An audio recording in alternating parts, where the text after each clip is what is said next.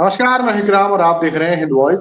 हमारे साथ मौजूद हैं जाने माने पॉलिटिकल एनालिस्ट राजा सुरेंद्र सिंह जी, जो कि पंजाब महासभा के महासचिव भी हैं।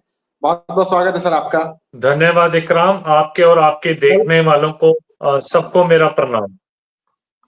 कल होली थी, हमने आपसे बात की, कहीं कोई ऐसी घटना नहीं हुई, तो रात भर तक ऐसी कोई खबर नहीं थी। लेकिन आज मैं खबर देख रहा था कि आप जहां से हैं, पंजाब से, वहां पर एक मंदिर और एक मस्जिद पर अटैक हुआ है। मंदिर की खबर अमृतसर की है और मस्जिद की लुधियाना की है। तो पंजाब में आम आदमी पार्टी की सरकार है और ग्रेनेड से हमला हुआ है, बताया जा रहा है, मंदिर पर अमृतसर के अंदर। और मस्जिद में 2 बार अटैक हुआ है, ये भी बताया जा रहा है। पहले झड़प हुई, बाद में फिर अटैक हुआ। तो दोनों घटना अपने आप में क्या कहती हैं, लॉ एंड ऑर्डर पर किस तरह सवालिया निशान खड़े करती हैं। और खुलेआम कोई बम लेकर घूम रहा है, तो पंजाब में क्या माहौल है, किस तरह की ये चीजें हो रही हैं, क्या आपको लगता है, आप बताएं।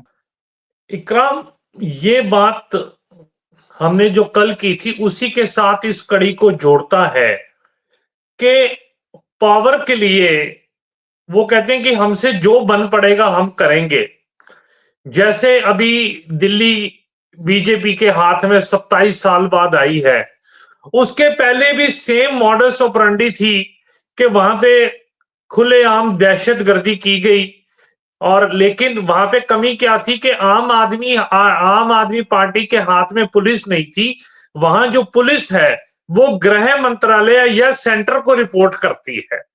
तो उसके लिए तो हम वहां बीजेपी को कह सकते थे कि बीजेपी ने वहां पे काबू नहीं किया, और कहीं ना कहीं आम आदमी पार्टी की छवि को धूमिल करने के लिए हो सकता है कि उन्होंने इस चीज को रोका भी ना हो, ताकि अगर छवि दिल्ली की खराब होगी तो दिल्ली के साथ आम आदमी पार्टी की छवि खराब होगी।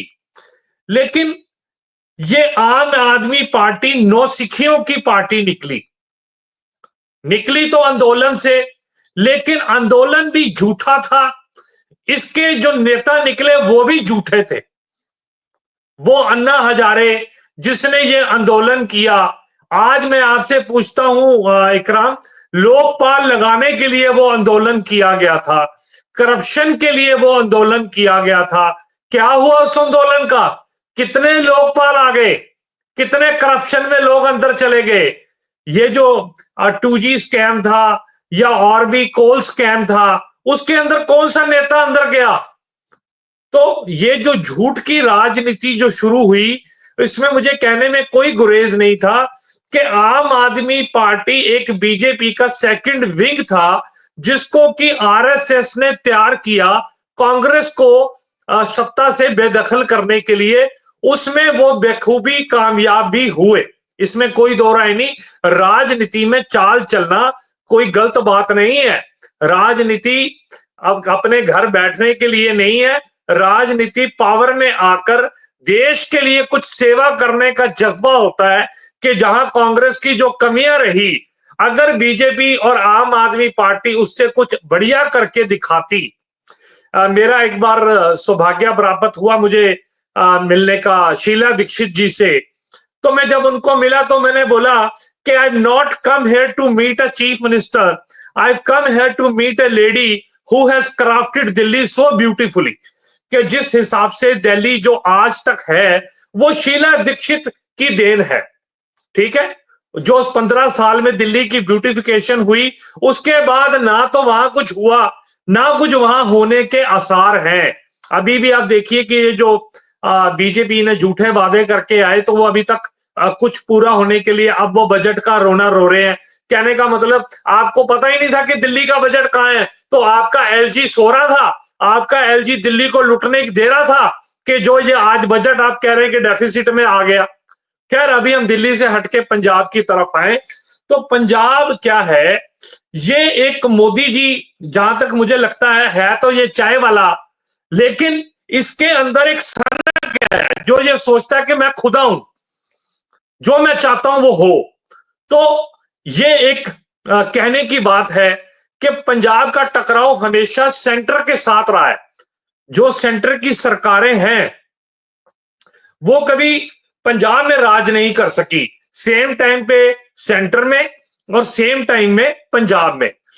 तो इन्होंने ये सपना पाल रखा है कि हमने दिल्ली तो जीत लिया, जो कि मोदी जी के ऊपर एक बहुत बड़ा ब्लॉट था कि पूरा देश जीता, लेकिन दिल्ली कभी जीत नहीं पाए। तो उसके कारण आज ये पंजाब भी ये उन मंसूबों के ऊपर है कि हम पंजाब भी जीत के दिखाएंगे। Sorry, excuse me. तो ये जो सनक सवार है, ये मुझे लगता है कि ये इस तरफ है। और दूसरा क्या है कि जब आप किसी एक प्रपोजल को, किसी एक अदारे को बार बार लोगों को थोपेंगे तो लोग भी बेकाबू हो जाएंगे।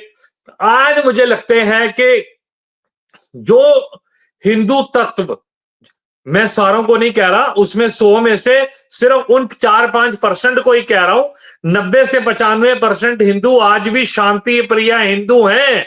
ये वही 5-10% हैं जो 500-1000 रुपए लिए या अपने अकाउंट को खुश करने के लिए कुछ भी कर गुजरने को तैयार हैं।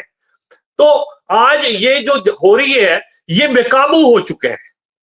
ये सोचते हैं कि हम अपने अकाउंट की नजर में हीरो कैसे बने, पावर में कैसे आए।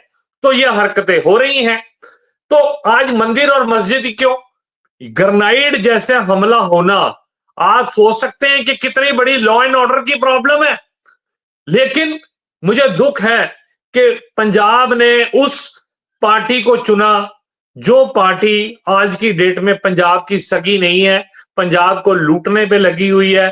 ऐसा चीफ मिनिस्टर जो आज भी हमें चुटकुले ही सुनाता है, और जो उसकी पुरानी बातें उसको याद कराई जाए तो उसमें वो बेशर्मी से हंस जाता है। अभी पीछे भगवंत मान हरमंदर साहब गया था, तो वहां एक बीबी ने उसको बोला कि गुरुद्वारे आया है तो मत लेके जाइयो, कि क्यों तूने ये पंजाब का हाल कर रखा है, क्यों तू किसानों के साथ जो तूने वादे किए थे वो तू पूरे नहीं करा। आज तू भी वही लाठी बरसा रहा है जो कि पुरानी सरकारें बरसा रही थी।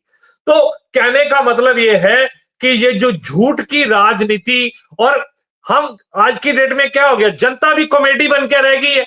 क्यों, आपको कौन से नेता चाहिए? अभी कोई मुझे दिखा रहा था कि जी कंगना रनौत पार्लियामेंट में कैसे तैयार होके आती है जी, वो डांस बड़ा अच्छा कर लेता है जी, वो ये बड़ा अच्छा कर लेता है। अरे भाई, हमने नेता चुने हैं देश को चलाने के लिए, देश को समृद्ध बनाने के लिए। भांड तो हमारे पास यहां पर बहुत सारे हैं, हम देख लेंगे किसका डांस देखना है, किसकी एक्टिंग देखनी है, किसका क्रिकेट देखना है, वो हमारे पास सारे प्लेयर्स हैं। राजनीति एक सीरियस, एक जनता की सेवा के लिए राजनीति है, ना कि ये आपके भोंडेपनों के लिए ये राजनीति है। राजनीति सेवा है, राजनीति व्यापार नहीं है। लेकिन आज की डेट में राजनीति व्यापार बन चुका है, और ये जो प्रोपेगेंडा हो रहा है, ये आने वाले 2027 में पंजाब को जीतने का मंसूबा लिए जो आरएसएस और बीजेपी है, ये उस तरफ बढ़ रही है। और मुझे ये कहना चाहिए कि पंजाब के लोगों को सचेत रहना चाहिए, पंजाब के लोगों को इस बात से भली भांति अपने आप को चौकन्ना रखना चाहिए कि ये माहौल को हमने बिगड़ने नहीं देना है।